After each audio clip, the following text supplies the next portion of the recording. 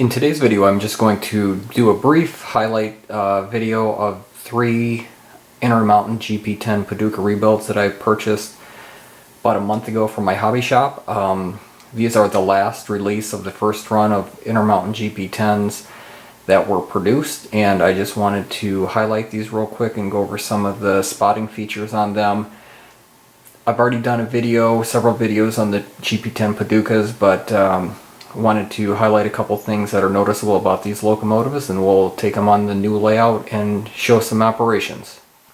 So I have 3 different road numbers here. All 3 of them are Illinois Central Gulf. 2 of them are obviously the orange and white scheme. The third one is the last paint scheme of the Illinois Central Gulf before it reverted back to the Illinois Central, the orange and gray scheme. This was predominant towards the very late 1970s, early 1980s, and then of course it reverted back to Illinois Central in the late 1980s, and they went to the all-black paint scheme. All 3 of these locomotives are Phase 3A Paducah rebuilds. 8461 was rebuilt in 1977, 8173 was rebuilt in 1972, and 8120 was rebuilt in 1973 at the Illinois Central shops in Paducah, Kentucky. All 3 of these locomotives are Phase 3A locomotives, GP10s. All 3 were built at the Paducah, Kentucky, Illinois Central shops. Road number 8120 was rebuilt in 1973. Road number 8173 was rebuilt in 1972, and road number 8461 was rebuilt in 1977.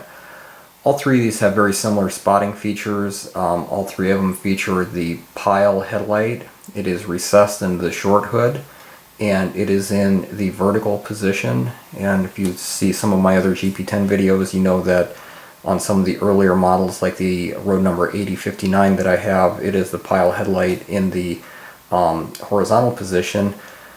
The 2 orange and white units have roof-mounted gyro lights. You can kind of see this, and I'll turn this one sideways here a little bit so you can see the headlight actually protrudes out, and again, that is for the to house all the mechanisms that actually made the headlight gyrate.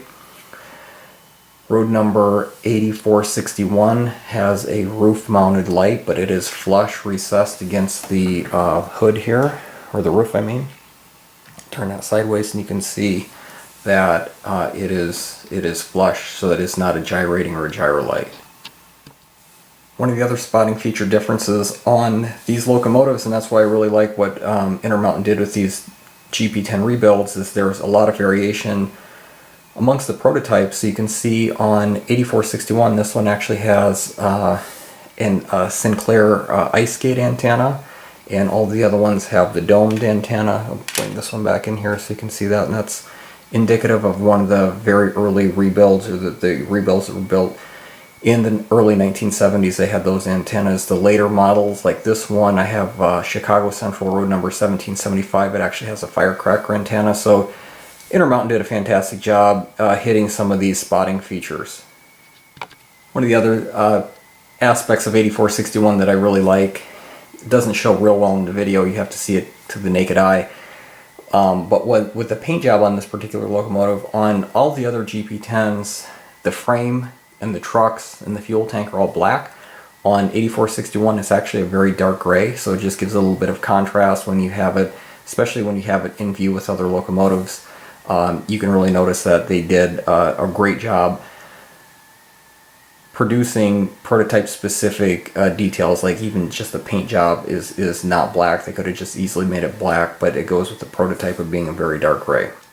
Another very subtle variation that you would really be hard pressed to pick up on is, again, both of these models are Illinois Central Gulf road names. You have 8120 on the left, 8173 on the right, and if you look very closely, that the gyro light on the road number 8173 actually has a gray front panel, and you'd think, you know, okay, well, the Intermountain must have made a mistake. They didn't get that to the paint shop.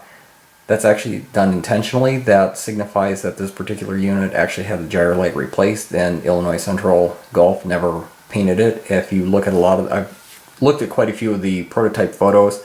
Unfortunately, I was not able to find a prototype photo of 8173, But some of the other prototypes I found, if they have to replace one of the bulbs, a lot of times the housing is actually just, it's primer gray. So they didn't ever take it back to the paint shop.